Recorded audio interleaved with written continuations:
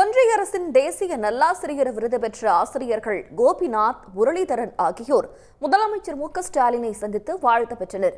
இது தொடர்பான தகவல்களை தருவதற்காக செய்தியாளர் கண்ணன் இணைகிறார். கண்ணன், விவரங்கள்.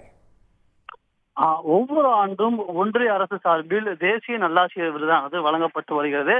அதன்படி இந்த ஆண்டிற்கான தேசிய நல்லாசிரியர் விருது பெற்ற தமிழகத்தைச் சேர்ந்த 2 ஆசிரியர்களான கோபிநாத் மற்றும் முரளிதரன் ஆகியோர் தமிழ்நாடு முதலமைச்சர் மு.க.ஸ்டாலினை சென்னை தலைமைச் செயலகத்தில் சந்தித்து அந்த விருதுகளை காண்பித்து வாழ்த்துப்பட்டனர்.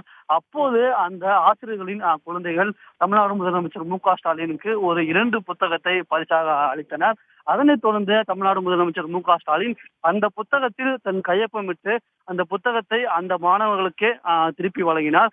இதே போன்று முக்கியமாக அந்த ஆசிரியர்கள் சார்பில் தமிழ்நாடு முதலமைச்சர் மு.க.ஸ்டாலின் அந்த காலை உணவு திட்டத்தை தொடங்கி வைக்கும் போது அந்த ஒரு சிறுமியுடன் இணைந்து உணவு உள்ளும் வகையிலான ஒரு புகைப்படத்தை தமிழ்நாடு முதலமைச்சர் மு.க.ஸ்டாலினுக்கு பரிசாக அளித்தனர்.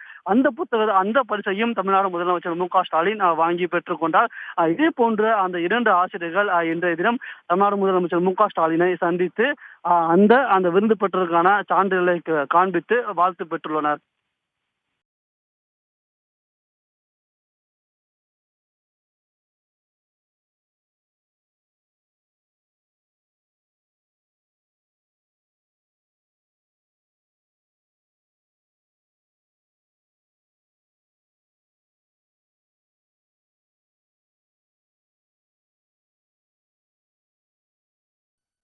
தங்களோட தற்போது விவரங்களுக்கு நன்றி கண்ணன். உடனுக்குடன் செய்திகளை தெரிந்து கொள்ள சன் நியூஸ் பெல் ஐகானை கிளிக் பண்ணுங்க.